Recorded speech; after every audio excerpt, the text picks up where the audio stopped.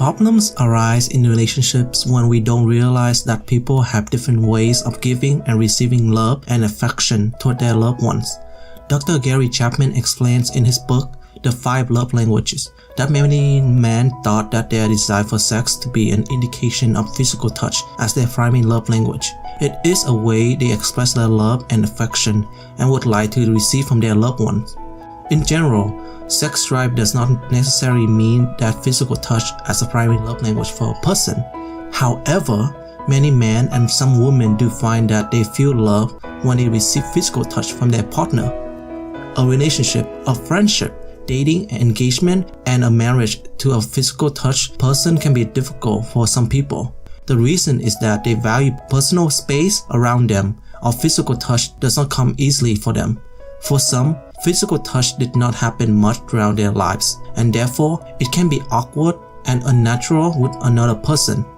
Also, with facts, stories, and social media, there is a negative connotation toward physical touch due to physical or sexual abuse in situations. This in turn creates a negative feeling of emotion that is associated with physical touch.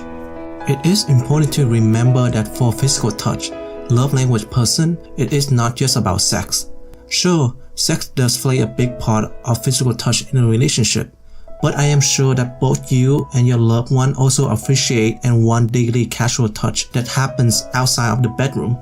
Simple act of just holding hands together when you walk down the street can be seen as a big thing in a relationship. There is an appreciation and understanding of caring with love when you give your loved one a back or shoulder massage. Initiation. It is important to initiate physical touch. How will you feel if you have to constantly remind and explain to your loved ones how you would like to receive love? Of course, your loved one cannot always just know how you feel. It is important and helpful for the relationship to have a deep conversation about love languages and how both of you can best express your love to each other. Another important thing is to be comfortable with public displays of affection with your loved one. You don't need to go to the extreme that will leave everyone around uncomfortable. However, for physical touch, just holding hands, hugs, and simple acts of affection when people are around in public will make your loved one feel special and loved. By doing this in public, you are showing your loved one that you want the world and others around you know that you truly care and love this wonderful person in front of you. When to physical touch is another important thing to remember about. There are times when your loved one is busy or on a project deadline and do not want any distraction by being alone. As much as they like it, sometimes understanding and holding back can go a long way in a relationship. You've already heard of this saying, practice makes perfect. Make your physical touch a daily habit if it is your loved one's primary love language.